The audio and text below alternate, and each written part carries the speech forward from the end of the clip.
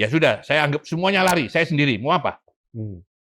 Jangan terus kalau saya sendiri, saya tidak berani melawan. Lawan saya. Adanya krisis 2 kali ini kan akibat dari usulannya saudara Nawardi yang sama-sama saya dari Jawa Timur. Selalu dia ngomong begini-begini. Memang dia selalu otaknya bagaimana caranya mencarikan uang untuk anggota. Ini saya minta KPK supaya cek ini. Tanya sama Sekjen. Pada saat dia bikin anggaran itu dia masukkan reses berapa kali. Saya sudah bicara sama Dasko.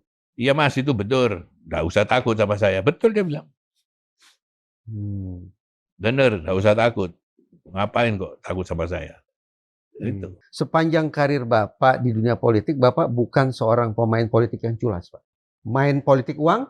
Tanya sama mereka. Main intimidasi? Tanya sama mereka. Premanisme? Tanya. Tanya sama mereka. Yang pro mafia pasti musuhin saya.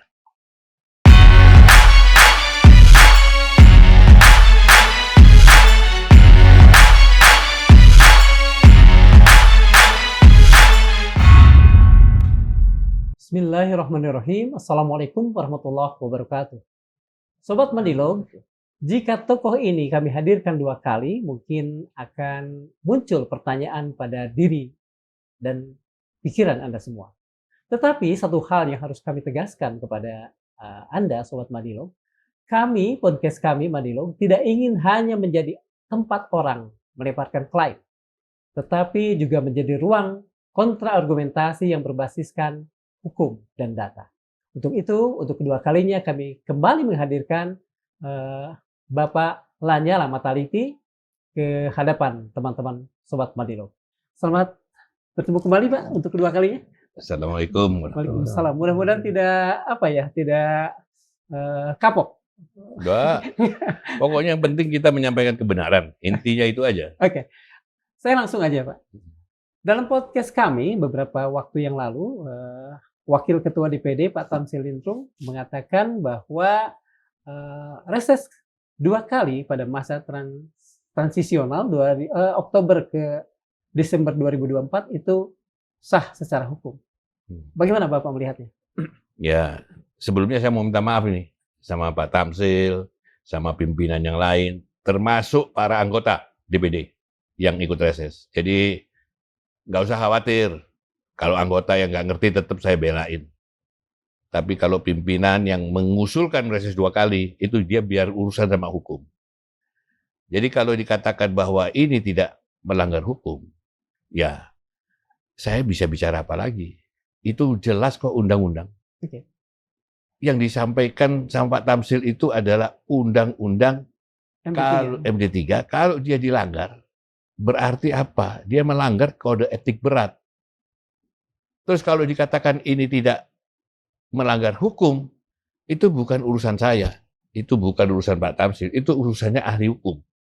Yang mau saya tanyakan, apakah sudah dia tanya sama ahli hukum? Ya. Jangan tanya sama ahli hukum yang ada di kesekjenan. Kalau ada yang di kesekjenan, pasti ABS. Tanya ahli hukum, iya dong. Tanya ahli hukum yang betul-betul profesional.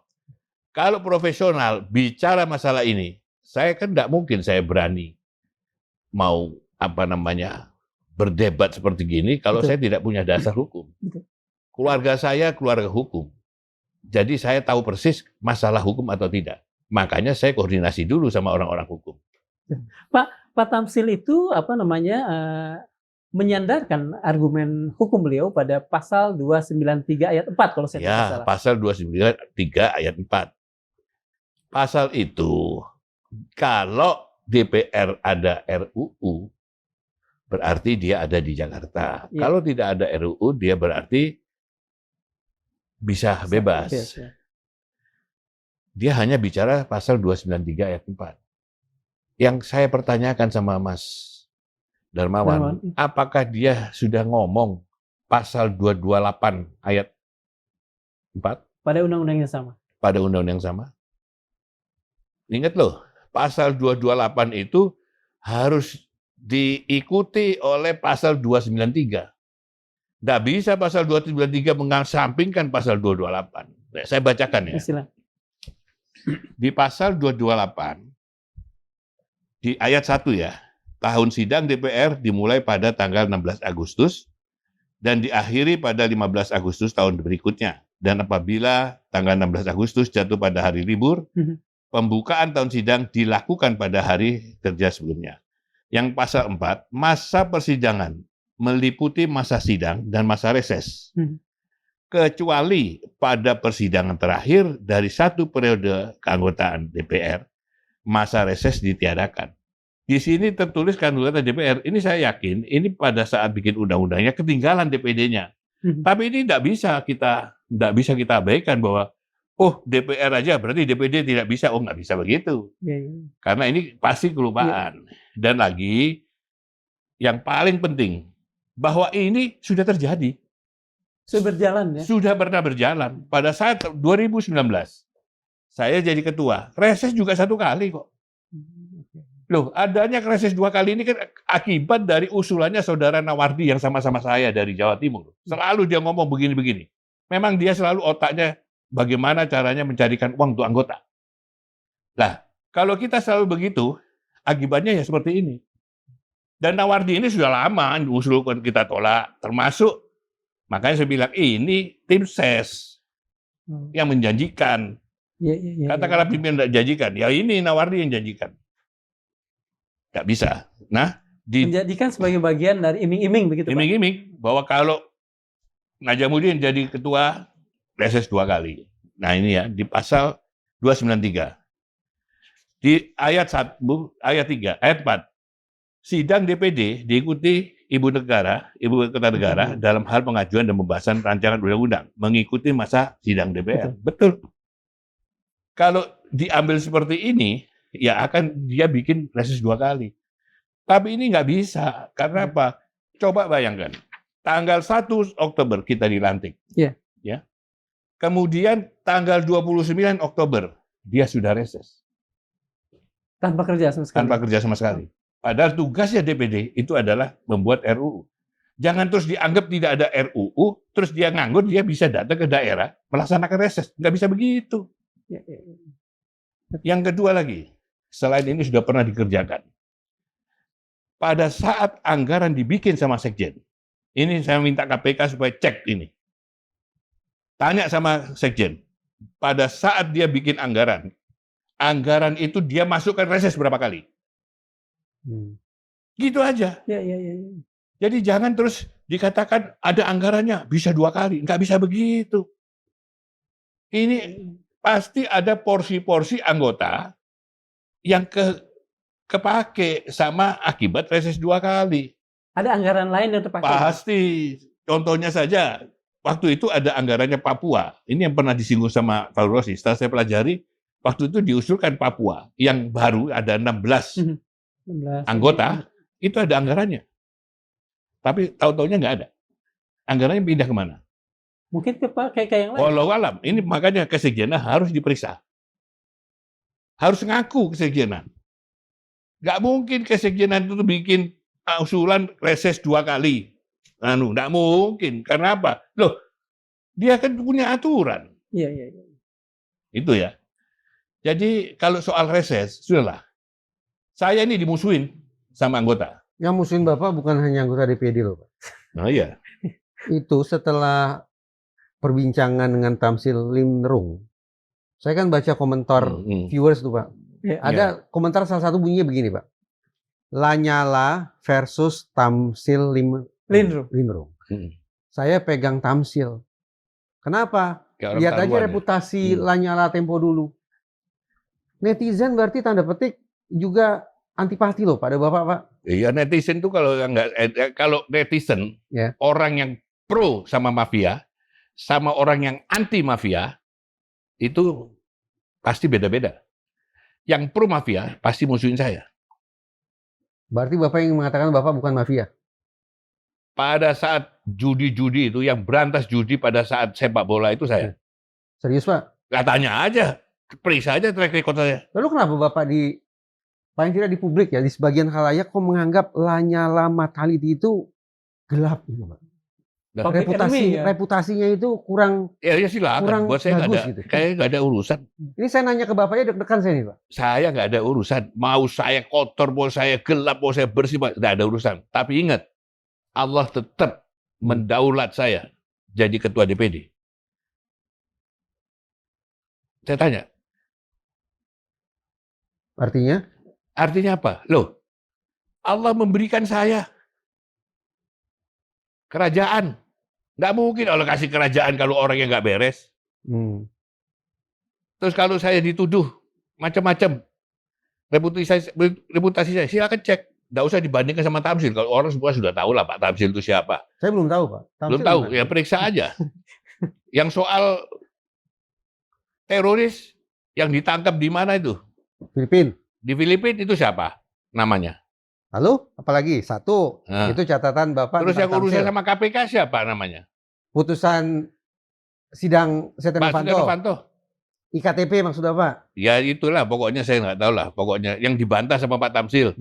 Yang saya heran tuh dibantah sama Pak Tamsil, yang ngasih katanya Rafiq. Padahal yang saya baca di situ, Irvanto yang ngasih. Dibantah. Gimana? Ya tapi saya nggak ada urusan lah sama Tamsil kok. Itu. Yang terakhir, ya anak sama saya gimana? Sudah enak-enak kita. Saya sebetulnya tidak ingin menjadikan isu ini sebagai katakanlah gontok-gontokan seorang Lanyala versus Dengan Pak Tamsil. seorang Tamsil Lindro. Saya tidak mau begitu sebetulnya. Saya juga Tetapi- nggak mau. Iya, tapi kosakata Bapak itu kok kesannya jadi ada sesuatu yang sangat pribadi, Pak, sangat ya? pribadi. Pengkhianatan. Pengkhianat lah. memang. Politik kan biasa-biasa aja, Pak. Kalem, tenang, sorry, tenang. saya tidak pernah jadi. Saya bukan orang politik. Pak Tamsil sendiri sangat menolak ketika kami mengkonfirmasi. Bapak disebutkan oleh Pak Lanyala sebagai pengkhianat. Menurut Pak Sabri tidak. Ya, Dan Pak Tamsil mengatakan bahwa silakan dia Bapak mau itu tidak memarahi Pak Tamsil. Justru Pak Tamsil tahu bahwa ada kemarahan itu setelah dia di luar lah. Siapa? Dia ada di situ, ada Pak Nono, ada Bustami, ada Adi Mansori. Saya marah sama bilang, Pak Tamsil, ini tata tertib loh. Kok Anda mau rubah ke Supil? Ada apa ini? Di satu sisi saya terima laporan, Tamsil sudah pertemuan dengan grup sebelah. Ini. Subwil itu ini ya, calon-calon itu Pak ya? Iya, calon paket gitu iya, kan? masuk sendiri-sendiri masuk Iya. Tamsil. Dan saya tidak pernah ngomong sama dia, oh yang menang nanti Pak Tamsil. Oh, enggak, saya tidak pernah. Saya tidak pernah. Kalau soal itu saya tidak pernah ngomong yang menang. Yang menang suara terbanyak iya, tapi kan diadu lagi. Tidak bisa. Tapi kan bukan itu. Ini kan sudah paket. Tidak bisa dia rubah. Dia keluar, dia lari dari saya. Sejak itu tidak pernah ketemu. Coba. Bohong dia kalau bilang pernah ketemu. Nggak pernah ketemu. Menghilang dia. Terus yang dia bilang Andi Iksan gini-gini. Alah. Mas, saya tanya. Di dalam video kan dia ngomong. Dia kasih WA-nya saya yang ke Bu Elviana. Sudah saya serahkan ke Mas Reza. Ingat nggak waktu itu? Iya, ada pernyataan seperti itu.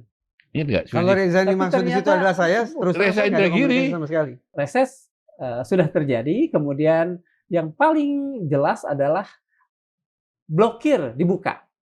Apakah itu artinya Kemenkyu juga sudah oke? Atau apa? Gimana? Saya kan juga dengar. Katanya sudah ada izin dari Menteri Keuangan. Iya. Loh, izin dari Menteri Keuangan yang mana? Coba sampean baca ini. Ya. Sehubungan dengan surat saudara, permohonan pembukaan blokir automatic adjustment TA 2024 tahun anggaran maksudnya. Dengan ini disampaikan permohonan tambah anggaran dimaksud belum dapat disetujui dengan pertimbangan 1. Usulan pelaksanaan 2 kali frekuensi kegiatan reses yang akan dilakukan oleh anggota DPD RI periode 2024-2029 pada sisa tahun 2024 seyogyanya cukup dilaksanakan sebanyak 1 kali frekuensi reses. Sama seperti yang dilakukan oleh anggota DPR RI periode 2024-2029 pada saat waktu yang sama. Jelas ini. Disuruh surat lagi, dijawab lagi, sama. Belum dapat disetujui. Loh, gimana? Iya. Ini 2 kali surat dari Menteri Keuangan, tolong dari Medilog nanti cek ini asli apa bukan. Kalau asli ya suruh ngomong asli. Lantas ketika seorang Pak Tamsil menyebut sudah ada izin prinsipil tanpa intervensi, tanpa cawe-cawe, orang kuat sama sekali. Lah siapa yang cairkan? Kok bisa cair? Siapa yang cairkan? Nggak tahu saya. Bisa jadi cair itu memang reses yang mau reses, yang anggaran reses kan anggaran resesnya kan diblokir. Dipaksakan keluar untuk di reses pertama. Nggak jebol dong. Karena nggak jebol ini tetap diblokir sampai terakhir. Dibikin lagi, tetap nggak keluar lagi. Tetap begitu saatnya mau reses, ya harus dibuka dong. Terlepas apakah memang ada atau tidak izin prinsipil itu. Faktanya kan Kementerian Keuangan akhirnya membuka kerannya, membuka blokirnya. Buka blokir itu, kalau memang jatah reses. Maksud saya begini loh Pak. Dari pihak Kementerian Keuangan ada tidak pihak yang harus dimintai pertanggungjawabannya? Menurut Bapak? Nggak ada. Kalau saya bilang ini sudah jelas. Iya, ini surat pertama. Kan tidak bisa dibuka. Nggak bisa dibuka. Ya. Ini tanggal. Penolakan. Ya. Ini surat kedua. Penolakan kedua. Ini pertama, ini kedua. Ya. Nggak bisa dibuka. Nah. Tapi kan akhirnya dibuka. Dan Bapak mesti nyalir karena ada faktor yang menyimpang lah di situ. Ada penyimpangan di situ kan? Ya waktu itu kan si Pak Rossi kan ngomong seperti itu kan. Berarti logika saya mengatakan ya dari pihak Kementerian Keuangan juga ada pihak yang... Kita lihat aja, makanya tanya di sana. Pak Lanyala melihat bahwa pembukaan itu memang ketika sudah waktunya sudah harus tadi. Dibuka. Gitu. Jadi ketika karena itu memang harus dibuka. Karena itu kan untuk reses 2 kali. Oke. Reses yang kedua, bukan reses 2 kali. Reses kedua. Harusnya reses yang kedua itu kan reses yang pertama. Kan uang ini gelondongan. Yang untuk reses Desember itu diblokir kan sama keuangan. Dia gunakan yang lain. Nah, pada saat diusulkan reses 1 kali yang pertama, otomatis kan nabrak-nabrak, kan uang kurang. Mau ngambil di sini, nggak dikasih. Mati dia. Nggak dibuka, bikin surat, nggak dibuka. Bikin surat lagi, nggak dibuka. Nah, pada saat dia mau reses, otomatis kan harus dibuka. Iya. Keuangan kan kita reses tanggal 14 Desember. Nah, pada saat itu baru dibuka uang itu. Dia bikin tanggal 21 November, ditutup. Tanggal 9 Desember ini nggak dibuka. Ditolak. Pak Notulensi di sini ada pemikiran dari Wakil Ketua Bidang 1 DPD RI, yaitu Pak Letjen TNI Marinir Purnawirawan Pak Nono Sampono. Artinya begini, saya bacakan nih Pak ya. Ya. Ini masuk akal nih menurut saya nih Pak. Kalau menurut Bapak selaku anggota Dewan, bagaimana Bapak menilai kalimat ini?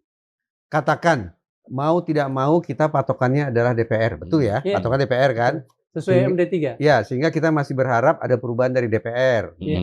Sehingga kita masih bisa 2 kali reses, kalau DPR 2 kali reses.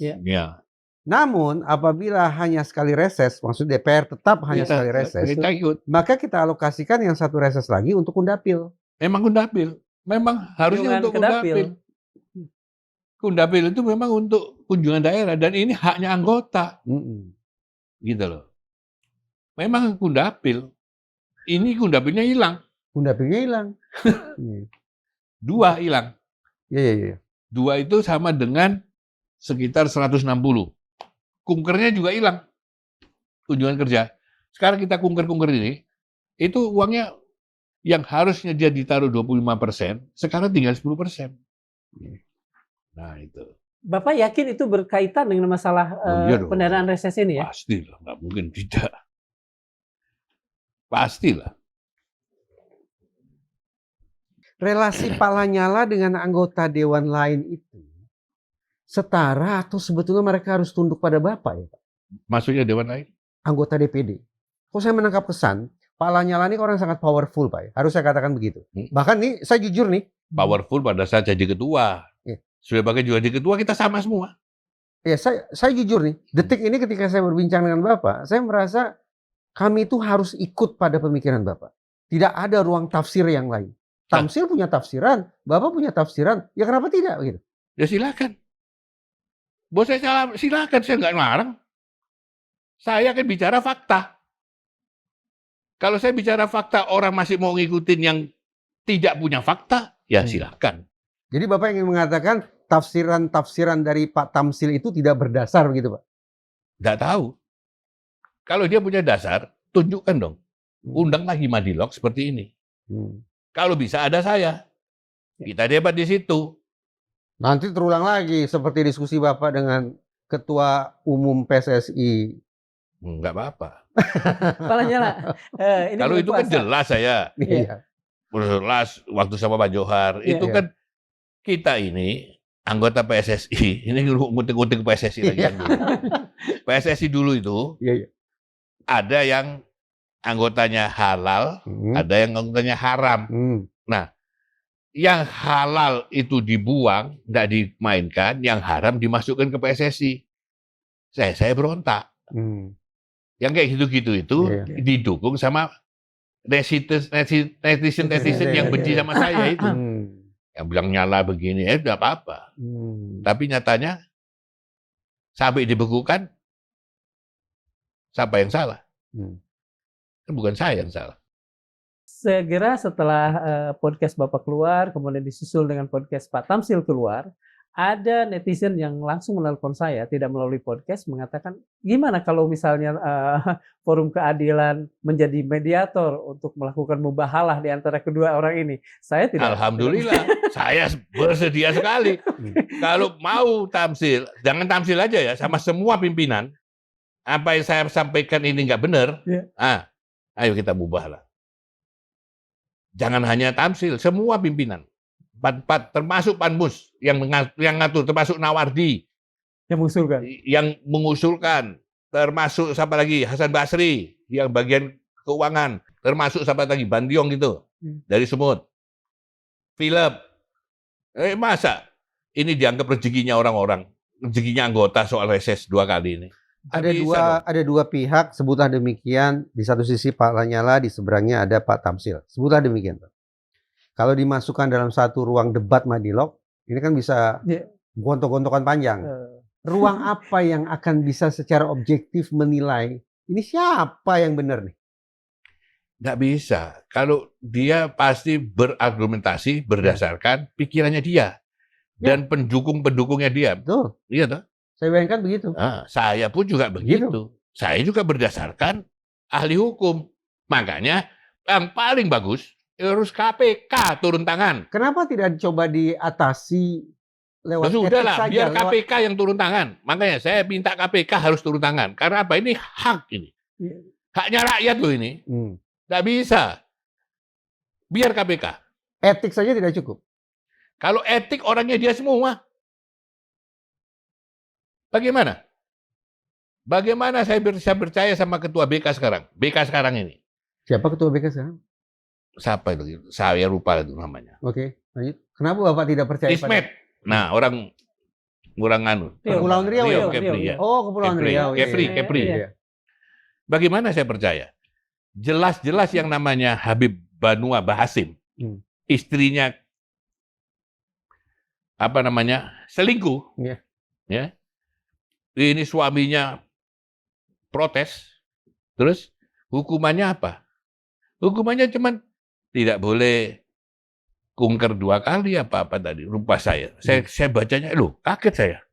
Terlalu ringan menurut Bapak. Gitu. Kalau saya hukumannya pecat. Selingkuh itu hukumannya pecat. Ini kalau dijadikan, ini berarti dijadikan tolok ukur sama anggota DPR yang lain, DPD yang lain. Sangat rendah nih sekali DPD. Kelihatan sekali bermain ini. Harus pecat, nggak bisa enggak. Pak, bantu saya deh Pak. Di belakang Pak Lanyala ini ada siapa saja sih? Yang menurut Bapak satu kubu dengan Bapak siapa aja? Nggak ada, saya nganggap nggak usah, saya nggak mau. Saya anggap aja seperti yang disampaikan Bustami. Bustami sampaikan ke Andi Iksan, dia bilang, itu Pak Ketua itu sudah ada pendukungnya itu, sudah lari semua. Ya sudah, saya anggap semuanya lari, saya sendiri, mau apa? Jangan terus kalau saya sendiri, saya tidak berani melawan. Lawan saya. Walaupun sendiri? Sendiri. Karena apa? Ini kebenaran. Kebenaran. Tidak ada. Saya waktu dituduh korupsi, sendiri saya. Lawan, menang. Malah negara masih berhutang sama saya. Saya harus dikembalikan nama baik saya. Sampai sekarang belum dikembalikan. Kayak Bapak terluka sekali, Pak. Apa? Terluka. Karena kasus Tapi itu ya? terus saja berkiprah di bidang politik sebagai wakil rakyat. Oh, saya bukan di bidang politik. Saya anggap saya membela rakyat, membawa materinya, misinya rakyat yang saya bawa. Saya ke Jakarta ini punya pendukung 3.100.000 ini. Pilihannya itu nyoblosnya nyoblos bener. Ini belum yang dicuri sama teman saya sendiri. Itu 3.100.000. Juga waktu itu Bukan pun beli. dicuri. Waktu itu pun ada yang curi. Ada. Dicuri. Jangankan saya dicuri. Punyanya Agus Raharjo itu, yang ketua KPK, itu aja dicuri, apalagi punya saya gimana? Saya kalau ini tidak usah sebut namanya, tapi semua orang sudah tahu pencurinya siapa. Ini kita keluar sebentar dari isu ini, Pak ya. Saya jadi penasaran, sebetulnya ambisi Bapak apa sih, Pak, sebetulnya, Pak? Ambisi saya maksudnya?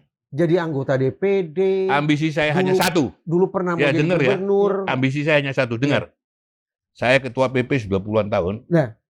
Saya hanya kepingin yang namanya Pancasila itu dijalankan betul sama rakyat Indonesia dan pemimpin-pemimpinnya. Itu aja. Karena itulah Bapak jadi makanya ketua PP. Saya selalu ingin kembalikan Undang-Undang Dasar 45 sesuai dengan naskah aslinya. Kalau sudah kembali baru kita adendum. Ada yang baik kita pakai, yang beruang kita buang, yang jelek. Kalau misalnya kasus ini lolos dan kemudian imbauan Bapak kepada KPK itu tidak kemudian didengar, apakah ini akan jadi jurisprudensi yang buruk di rakyat tahu lah. Pokoknya saya sudah berjuang, Allah juga sudah melihat saya berjuang, perkara jadi atau tidak, keputusan ada di tangan Allah. Bukan di tangan KPK.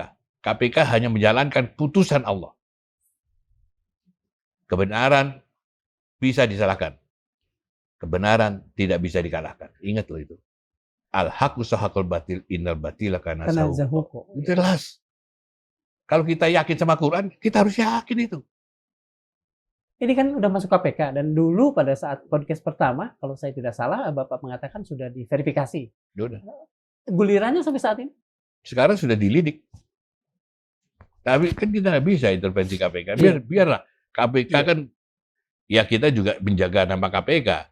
Dia kan pasti tidak mungkin dia langsung menuju ini salah kalau dia tidak punya bukti-bukti. Nah, makanya penjelasan seperti yang sekarang ini saya terpaksa sampaikan karena apa? Karena saya lihat, loh, yang disampaikan Pak Tamsil ini sudah mulai dibelok-belokkan. Yang dia ngomong pasal 293, pasal 228-nya dia tinggalkan.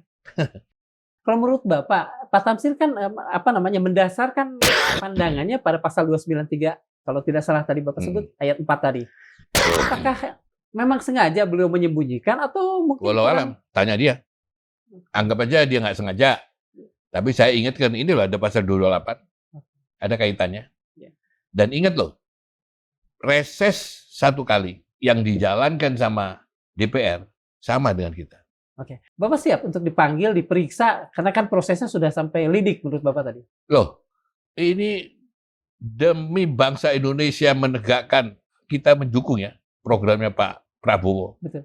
Keadilan, saya mau diapain aja siap. Mau sebaliknya dibawa, kan begini, kalau mau tidak dibawa salah, ke sana, mau diperiksa siap. Ada yang laporkan saya juga siap, tidak ada urusan saya. siap. Pak, saya mau tanya. Ini tenang sebentar, Pak ya. Idealnya ujung dari sebutlah skandal ini apa yang Bapak bayangkan? Sekian banyak anggota dewan yang reses 2 kali akan diproses KPK, begitu? Iya. Lalu kalau divonis bersalah masuk bui. Ya saya harapkan jangan sampai masuk bui. Loh, kan aneh. Ingin proses hukumnya berjalan. Loh tetap proses hukum. Loh kalau di KPK pidana pasti ada yang masuk bui dong, Pak, kalau vonis bersalah. Kan belum tentu. Kan paling kan harus dibuktikan dulu. Jadi Bapak membagi dua dalam kasus ini. Oh iya. Ada orang-orang yang kata Bapak menjerumuskan, ada yang terjerumuskan. Iya, yang kayak Nawardi ini kan menjerumuskan pimpinan. Nah, yang menjerumuskan itu harus dimasukkan ke dalam Ya apalagi masuk ke dalam apa kalau bukan tahanan? Oke, Diperiksa dia. begitu mereka masuk dalam sel, muncullah Lanyala kembali ke tampuk pimpinan kursi DPD Tuh, RI. belum tentu. Begitu yang Bapak inginkan sebetulnya. Oh, enggak, belum tentu itu. Jadi apa? Seorang Lanyala ini sebetulnya Biar apa? itu Setelah soal huru-hara jabatan ini? itu urusan Allah. Saya nggak ada urusan. Kan masih banyak pimpinan yang lain. Kan masih ada Bustabi. Nanti kalau misalnya Bapak tidak terpilih Pak lagi, Bustabi kan bisa jadi pimpinan mewakili Najamuddin. Dia sudah nempel-nempel di sana. ini Orang-orang yang ninggalin saya itu loh sekarang. ini Itu sarkastis ya. Nah, Ini sarkastis ini iya, saya dengar bukan ini. sarkastis. Mereka melihat Bapak lebih berpengalaman, kemudian ini proses hukum berjalan, Bukan hanya sebagian masuk, berpengalaman, lebih menakutkan Nah, terus terang bagi saya. Gitu. masuk, kemudian Bapak didaulat kembali untuk memimpin. Bapak akan terima. Yang namanya jabatan kita itu dikasih sama Allah. Dikasih ya sudah, kita terima. Sama, kalau kita berjuang kayak kemarin saya berjuang. Ya. Saya juga mintanya sama Allah. Nggak dikasih, ya sudah, nggak apa-apa. Bagi saya di kancah politik ya wajar sih orang ingin dapat kekuasaan tuh wajar kan. Iya. Ingin jadi pimpinan, jadi ketua tuh wajar gitu. Kecuali kalau kemudian cara-caranya itu culas. Begitu kan persoalannya kan. Betul. Dan Bapak merasa sepanjang karir Bapak di dunia politik, Bapak bukan seorang pemain politik yang culas, Pak. Alhamdulillah saya nggak pernah culas. Apa? Saya jadi ketua Kadin. Jadi terus. Main politik uang, Tanya sama mereka. main intimidasi, Tanya sama mereka. premanisme. Tanya.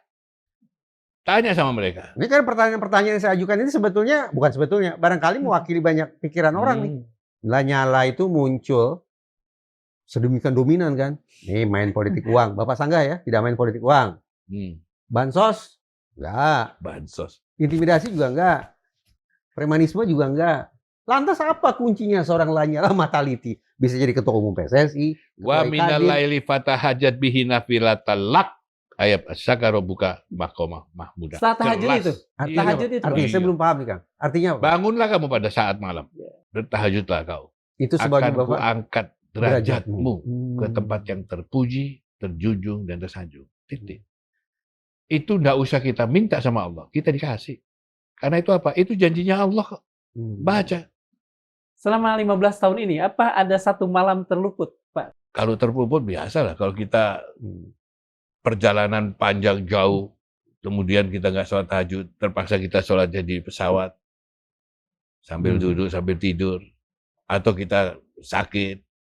Kadang-kadang kan pasti ada lah. Apa yang membuat Bapak begitu yakin bahwa semua amanah yang pernah dipegang oleh Bapak itu disebabkan oleh yang satu tadi, tahajud tadi? Mengapa bisa sampai yakin itu? Nah bagaimana saya nggak yakin? Itu Quran. Bagaimana? Saya siapa saja lah mau jadi pemimpin apa, jangan lupa sama Allah. Kalau enggak kamu akan terjerumus. Ambisi Bapak ingin melihat orang Indonesia melaksanakan Pancasila. Ya. 10 tahun kemarin sudah ada BPIP loh Pak. Badan Pembinaan Ideologi Pancasila. Bentukan rezimnya Jokowi. 10 tahun kemarin menurut Bapak belum cukup Pancasila diri, kan? Ya, tapi buktinya? Buktinya masih. Saya tanya, di pasal 4 apa? Kurang bunyinya. tahu saya Pak. Coba bunyinya saya nggak mungkin tidak tahu. Sila keempat maksudnya. Iya. Oh, ya kerakyatan yang dipimpin oleh hikmat, kebijaksanaan, dan permusyawaratan dan perwakilan. Nah, berpegang itu. Sekarang kita ada nggak? Ada nggak apanya Pak? Ada nggak pasal 4 itu? Terrealisasi tidak? Gitu. Ada nggak? Bukan soal terrealisasi, ada apa tidak? Nggak ada. Mana? Kalau ada kan pasti ada musyawarah mufakat, omong-omong, terus MPR ini yang seharusnya lembaga tertinggi negara dinaikkan, ini malah diturunkan. Terus dianggap yang suara rakyat itu adalah suaranya yang langsung dicoblos. Selalu image dibuat seperti itu. Di satu sisi orang yang ngerti justru ini pembodohan dan pemiskinan kepada rakyat itu sendiri. Dia cuma terima 100.000 paling banyak. Tapi kan ini hasil reformasi, Pak. Justru reformasi itu menjerumuskan gimana? Kalau mau bicara reformasi yang benar, masih ada loh TAP MPR.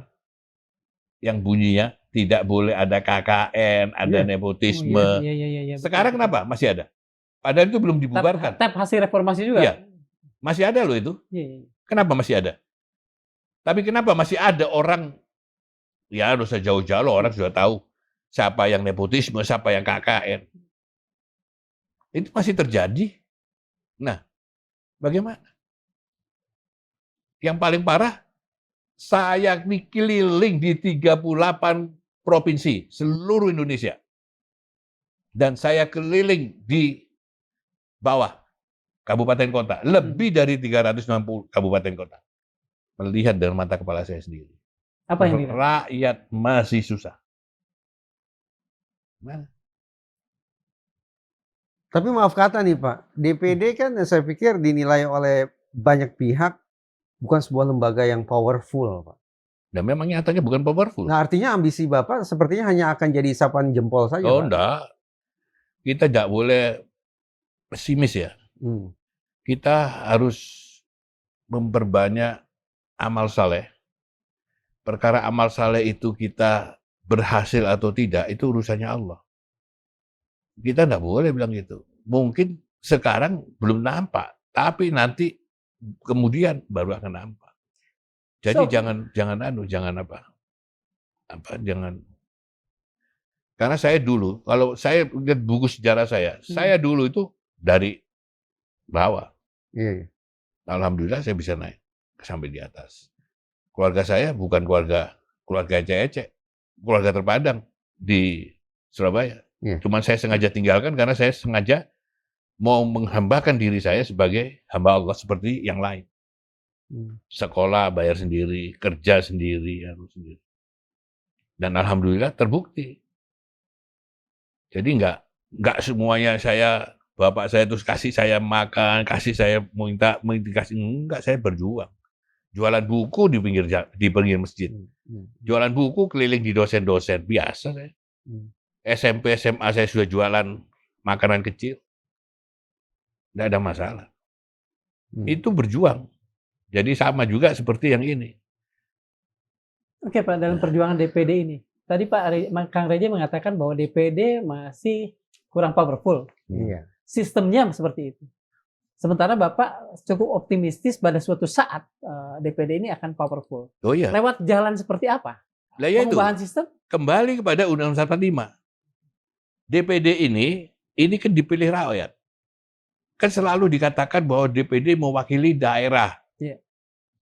4 orang di daerah. Tapi sebetulnya dia mewakili rakyat. Karena apa? Yang memilih dia kan rakyat. Nah, tapi dia tidak bisa bikin undang-undang. Tidak bisa ngapa-ngapain. Makanya saya usul anggota DPD seluruh Indonesia ini bergabung ke DPR. Bergabung di satu lembaga yang namanya satu kamar saja satu lah kamar. ya. DPR itu dari partai politik, DPD dari independen.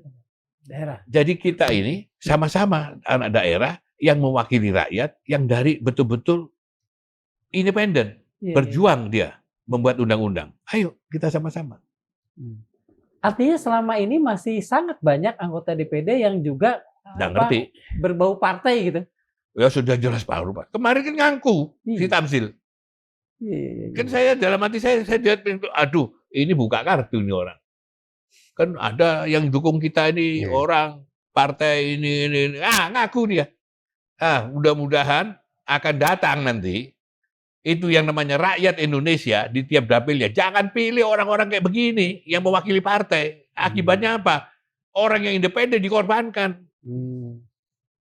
Mudah-mudahan Madilog ini disebar seluruh Indonesia, dibaca. Jadi jangan pilih lagi orang-orang yang sudah berpartai ini. Diadu sama partai. Kadang-kadang nggak dikasih. Kamu pilih sini. Kamu jangan ke Lanyala. Kalau enggak, kamu enggak saya kasih keluar rekomnya. Ini model apa? Pemaksaan ini. Dia lupa bahwa ini kita semua dicatat sama malaikat. Satu waktu kau akan kena nanti. Nah itu. Kang, saya mau tanya tentang surat ini ya, karena Pak Tamsil itu kan menyebut sudah ada izin prinsipil dari Kementerian Keuangan. Mana? Sampai detik ini enggak ada. Kan dia bukan orang bodoh juga, Pak, untuk mengatakan kalimat begitu, Pak. Lah, buktinya dia bisa bohong. Oh, menurut Bapak beliau bohong? Bohong. Bukan yang soal saya aja dia bohong. Pak Tamsil ini dulu, saya nggak sama dia. Dia sudah keliling dulu untuk jadi ketua. Asal tahu aja. Padahal itu sudah kasih deposit untuk yang mau maju ya, kamu berjuang. Dikasih. Kok tahu-taunya begitu sudah Anies kalah, saya perjalanan ke mana? Maroko. Dia duduk di sebelah saya. Ngomong. Mau maju. Saya bilang, kalau mau maju ngomong sama Andi Ihsan, karena saya sudah nunjuk Andi Ihsan. Oh, nanti saya ngomong sama Andi Ihsan. Dia sendiri yang ngomong. Tapi begitu saya ketemu sama Andi Ihsan, tanya sama Andi Ihsan, saya bilang, Dinda, saya nggak percaya sama orang ini. Demi Allah saya ngomong sama Andi Ihsan. Sejak kapan Bapak tidak percaya sama orang ini sebetulnya? Mas, saya kan juga punya hati. Iya. Ya orang kalau ngomong ini, bagaimana saya bisa percaya? Nanti lama-lama sampai kumpul sama saya, ya nggak usah lama 3 bulan lah. Nanti sampai akan heran-heran. Saya dikatakan saya punya ilmu itu saya nggak punya. Tapi saya tahu orang mau bohong sama saya tahu. Orang ini begini-begini saya tahu. Makin ngeri saya sebetulnya ketemu Pak Lanyala jadinya.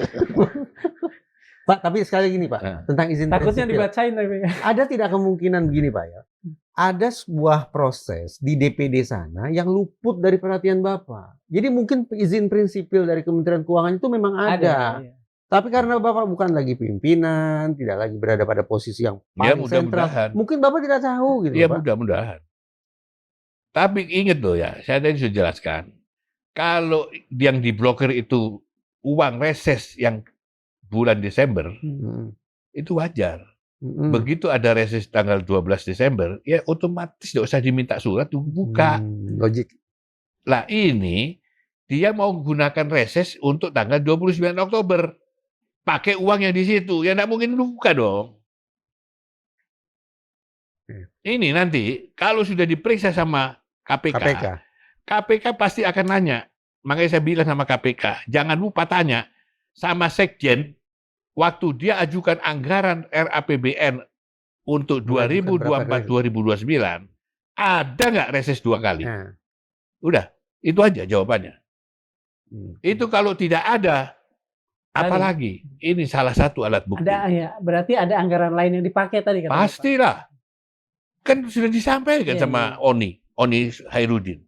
Ya, kalau saya bacakan di dalam ngeri saya ini kalau saya baca ini. Pak, sambil Bapak cari, saya mau tanya satu hal, Pak. Di dalam pidana itu kan ada aturan main begini, Pak. Seseorang yang mengetahui ada pelanggaran pidana, tapi tidak melapor, jadi dia salah. Dia pidana. Nah, kalau kemudian aturan main itu kita bawa sekarang ke ruangan ini, kan Bapak berarti tahu nih, Pak. Ada penyimpangan, terindikasi pidana. Bapak sudah lapor ini. Ya, Bapak tidak mau mengambil inisiatif melapor ke Kejaksaan Agung. Alah, cuma lah. Pak, Kejaksaan Agung. Kalau sudah diambil sama KPK, betul. Kita tidak bisa lagi kasih kejaksaan atau ke polisi. Pak Lanyala kan adalah ketua DPD tahun 2019 sampai 2024. Kalau saat itu, memang tidak terjadi. Bapak kan waktu itu reses sama sekali ya untuk ini.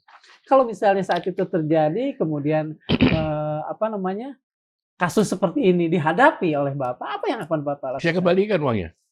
Saya tetap kembalikan bahwa saya sudah keluar duit ya. Iya. Terpaksa saya harus ganti, saya kembalikan.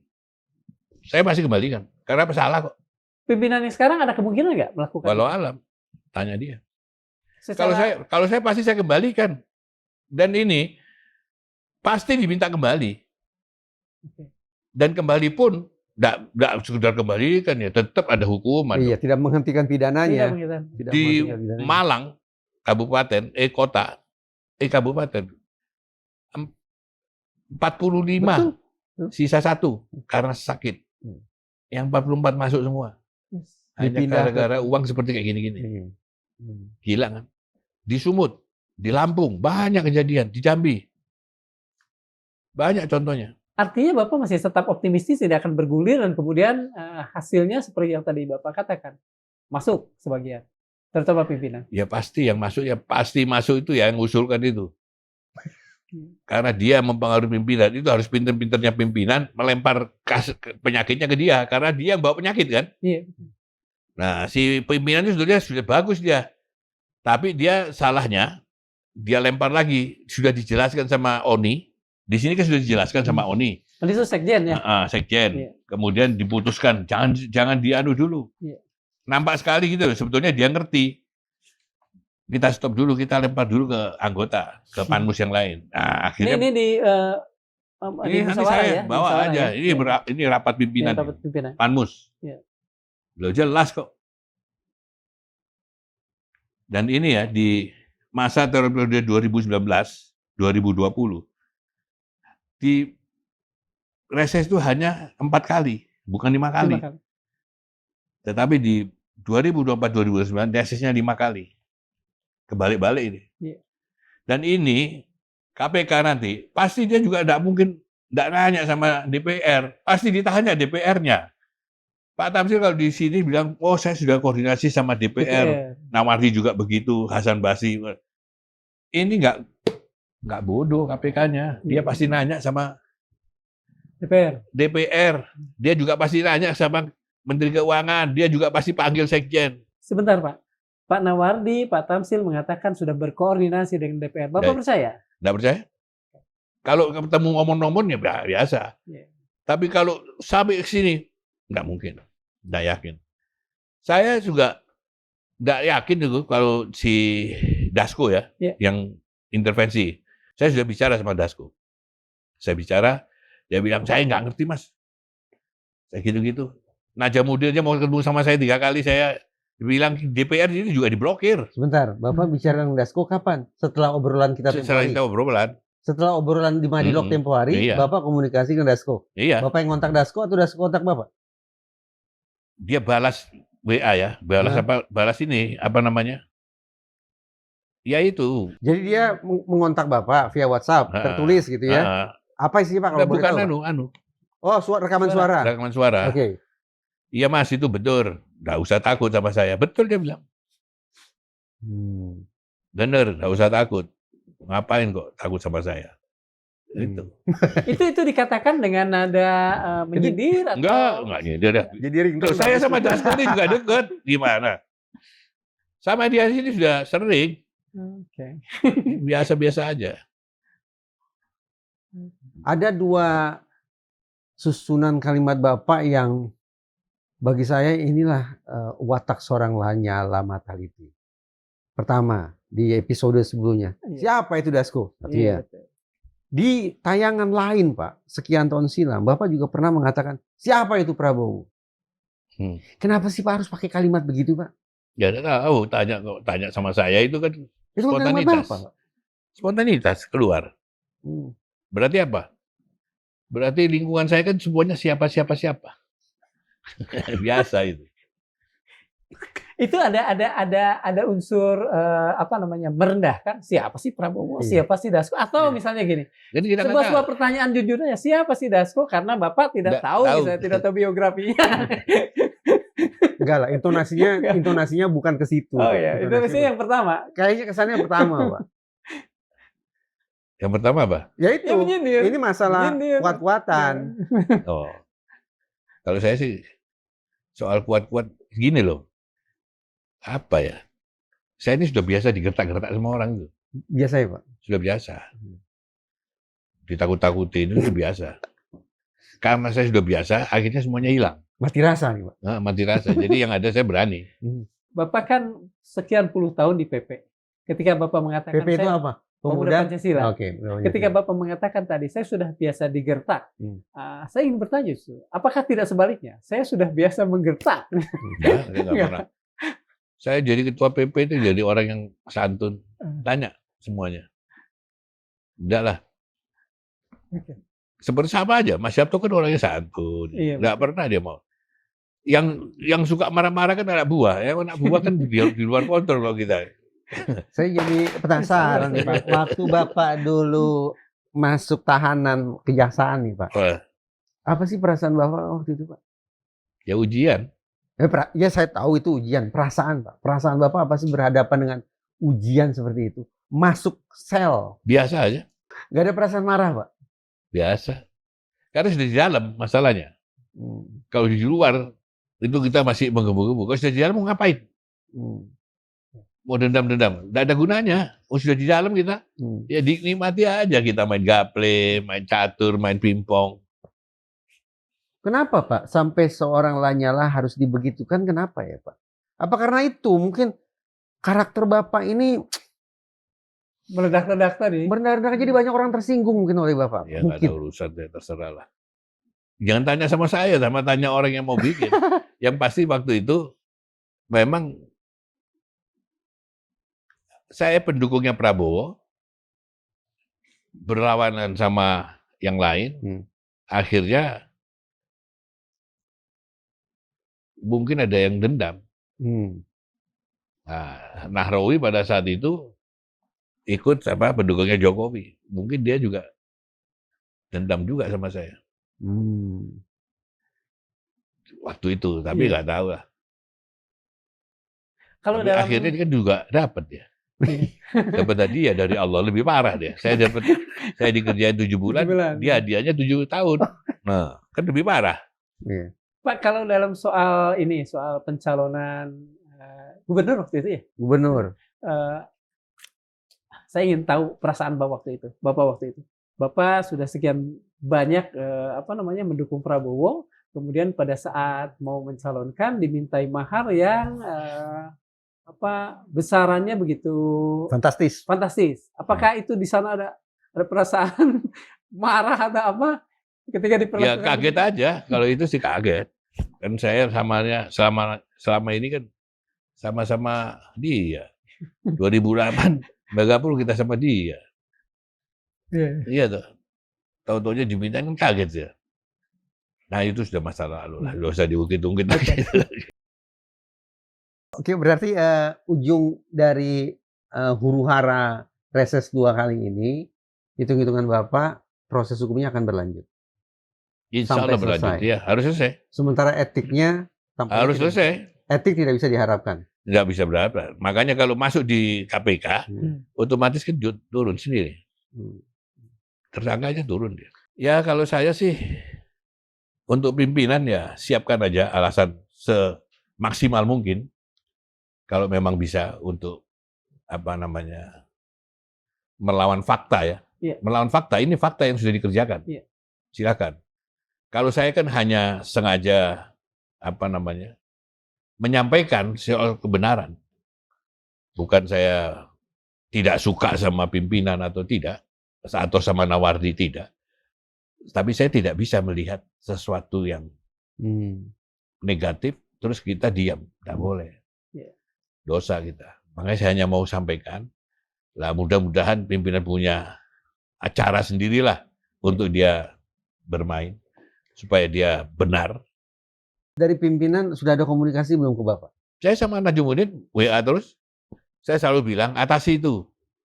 Selalu. Responnya? Beliau konsultasi ke Bapak mencari jalan keluar? Oh, dia tidak pernah konsultasi sama saya. Jadi? Saya intinya cuma kasih podcastnya kita. Tak kasih, saya bilang atasi ini. Saya bilang gitu. Respon beliau apa? Oh iya kan dah ini. Ya udah, cuma gitu. Kapan-kapan kita undang. Harus begitu. Bukan itu pernah kok. Hanya basa-basi aja. Tidak respon. Belum serius nih, saya belum tahu. Berarti Madilog pernah mengontak? Pernah mengontak. Laporan yang sampai kepada saya pernah dikontak. Pernah mengontak. Tidak berani. Mengontak Sultan Najumuddin. Seperti kayak kita juga mengontak Pak Tamsil, yang kemudian beliau oke. Lalu Pak Sultan meresponnya apa? Belum ada respon. Sama sekali tidak merespon? Tidak ada. Menolak pun tidak? Tidak ada. Belum ada respon. Paling tidak saat itu dan apa yang sampai ke saya. Jadi tidak bisa kemudian itu dipakai untuk hari ini lah ya. Kita akan terus berusaha karena bagaimanapun ini ruang tempat semua orang bisa katakan saja mengeluarkan hujahnya lah tentang apa yang mereka lakukan. Untuk pimpinan mudah-mudahan dia bisa. Terus kalau anggota, ya saya tetap punya komitmen untuk bela anggota. Karena apa? Anggota ini kan nggak ngerti. Apalagi baru ya? Baru. Yang lama aja belum tentu ngerti kok, anggota. Pasti saya bela mereka. Karena kenapa saya bela? Memang saya tahu persis dia nggak ngerti. Yang ngerti itu justru Nawardi. Dia usul terus, reses 2 kali. Pak, nanti kalau misalnya Bapak sudah melakukan itu, bukan begitu, Bapak berjanji akan katakan saja mensupport teman-teman yang terjerumuskan ini. Tiba-tiba mereka bilang, Pak Lanyala, you are never walk alone. Gimana kalau begitu? Ya udah bimbing dulu kita selesaikan dulu ini biar reses ini, karena ini dampaknya ini kayak domino. Iya. Ini duit ngambil dari sini, nanti ngambil lagi di sini lagi, ngambil dari sini, akhirnya kurang terus loh ini. Kok saya malah mendengarnya kurang enak, Pak ya? Apa itu? Saya, kata Bapak ini, akan berkomitmen tetap melindungi anggota karena mereka tidak tahu. Kok saya menangkap kesan Bapak justru ingin melindungi mereka dari proses hukum yang mungkin akan mengarah kepada mereka?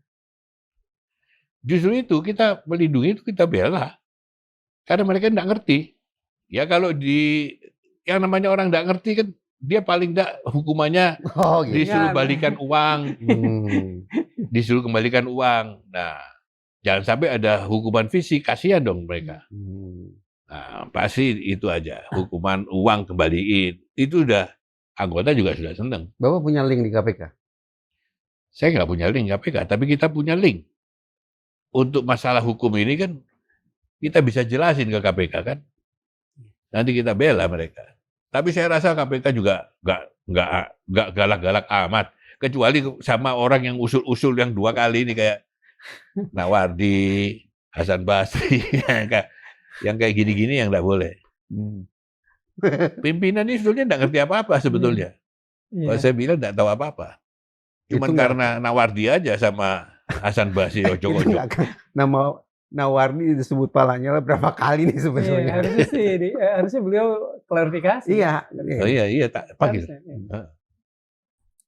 Termasuk dia, logikanya mana? 1,7 juta suara di Madura bisa semua ke dia dari mana? Kalau nggak nyolong, ayo. Ini on loh Pak. On, nggak apa-apa. Tanya sama Pak Agus Raharjo itu. Pak Agus Raharjo itu sudah ngomong dia, wah dikerjain, minta data sama saya, sudah lah Pak, tenang aja. Ini kriminal ini. Oh iya, nggak apa-apa. Panggil tuh Nawardi. Sobat Mandilog, demikian perbincangan kami. Kami yakin Anda bisa mengendapkan apa yang sudah kami bicarakan, mengambilnya dari endapan yang jernih tadi, untuk menentukan bagaimana sebetulnya duduk perkara kusut masainya reses di DPD RI. Assalamualaikum warahmatullahi wabarakatuh. Assalamualaikum.